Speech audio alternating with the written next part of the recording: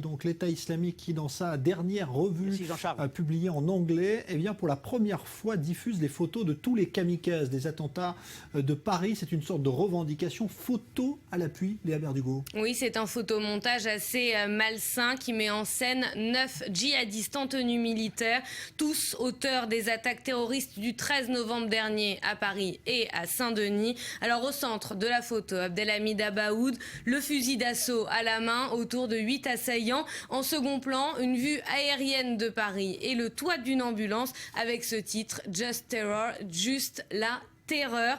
Les 8 djihadistes sont présentés par leur nom de combattants. On peut reconnaître Sami Amimour, Brahim Abdeslam, Ismail Omar Mostefaï. L'un d'eux pourrait être le kamikaze qui s'est fait exploser dans l'appartement de Saint-Denis. Et le troisième kamikaze du Bataclan serait également présent. Alors on note, Jean-Charles, un absent sur la photo. Il s'agit de Salah Abdeslam, le complice en fuite des attentats de Paris. Peut-être parce qu'il n'est pas mort comme les autres au cours du mois de novembre. Alors il y a une nouvelle information que pourrait contenir justement cette photo. Oui, 2 des kamikazes sont présentés comme étant irakiens. Ils pourraient être ceux qui se sont fait exploser au Stade de France. On s'en souvient, des passeports syriens enregistrés parmi les migrants avaient été retrouvés sur eux. Et au final, ils s'étaient avérés faux. Alors par ailleurs, certains spécialistes évoquent la présence de micros sur certains des kamikazes, ce qui pourrait annoncer la venue d'une nouvelle vidéo. Merci Léa Berdugo.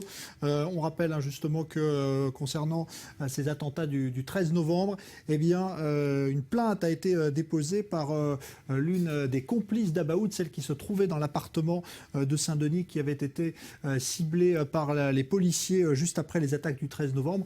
Cette jeune femme qui avait justement été tuée lors de l'affrontement avec les forces de l'ordre, eh bien, dont la famille dépose plainte aujourd'hui pour meurtre car elle estime qu'elle avait décidé de se rendre à la police. On est en ligne avec Ephraim Herrera, qui est spécialiste de l'islam radical. Bonsoir.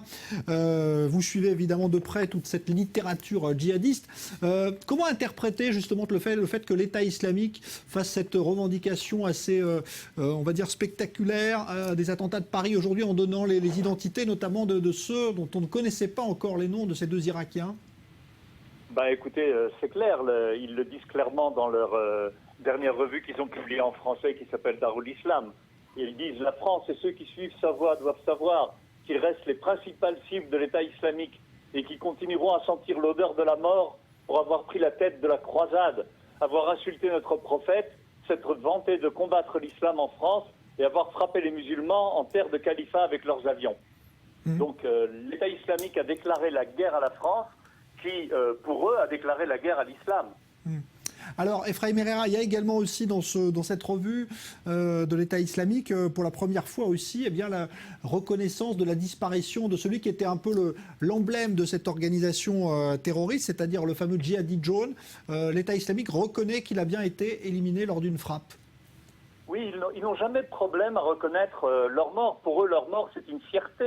Dans une de leurs revues en anglais, ils ont montré la photo du corps d'un de leurs shahids, de leurs shuhada, de leurs martyrs, en disant, voilà, il a réussi à atteindre le martyr. Donc mourir pour l'islam, c'est le but de tout musulman orthodoxe qui suit la voie de l'État islamique.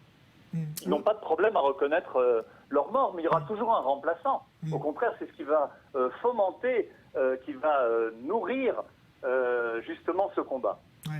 Dernière question, Ephraim Herrera. Aujourd'hui, l'État islamique semble en difficulté, en repli.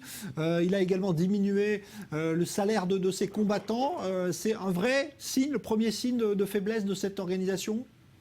Je ne crois pas, parce que n'oubliez pas qu'il subit actuellement les bombardements d'une coalition qui comprend les pays les plus puissants du monde.